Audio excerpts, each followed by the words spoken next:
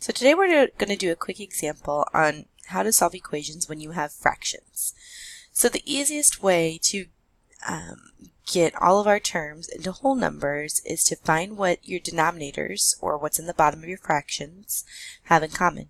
So in this case, both of the fractions in this problem have a 4, so that tells me that we need to multiply both sides of our equation by 4. Because remember, what you do to one side of the equation, you must do to the other. I'm also going to draw my 2 lines down the equal sign just to kind of keep myself organized. So on the left, I'm going to start with multiplying 4 times 3/4 y.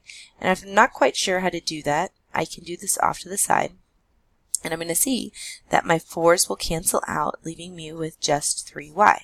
So our first term is 3y.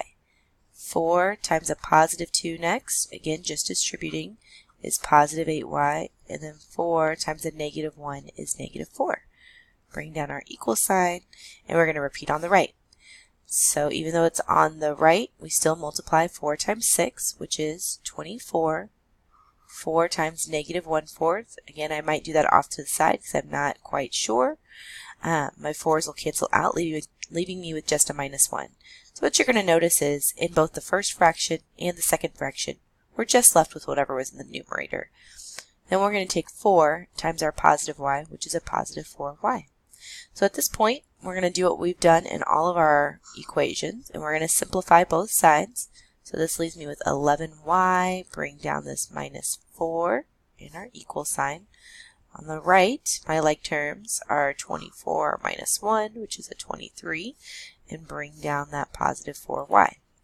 I notice I have variables on both sides, so I need to consolidate those variables or get them all to one side. So I'm going to subtract 4y from both sides, and that leaves me with 11 minus 4y is 7y. Bring everything else down. -4 equals 23. 4y minus 4y is 0, so those cancel. And now to use our backwards order of operations.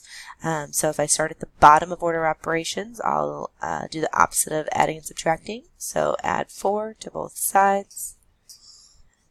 -4 plus 4 is 0, so I need to bring down 7y equals 23 plus 4 is 27. And now we have 7 times y, so the opposite of times 7 is to divide both sides by 7. On the left, our 7's will cancel out, leaving us with y equals, and 27 divided by 7, I'm going to plug that into my calculator, and I get 3.85. I'm going to round to the nearest hundredth, or excuse me, 3.86. So we'll have y equals 3.86 and box our final answer.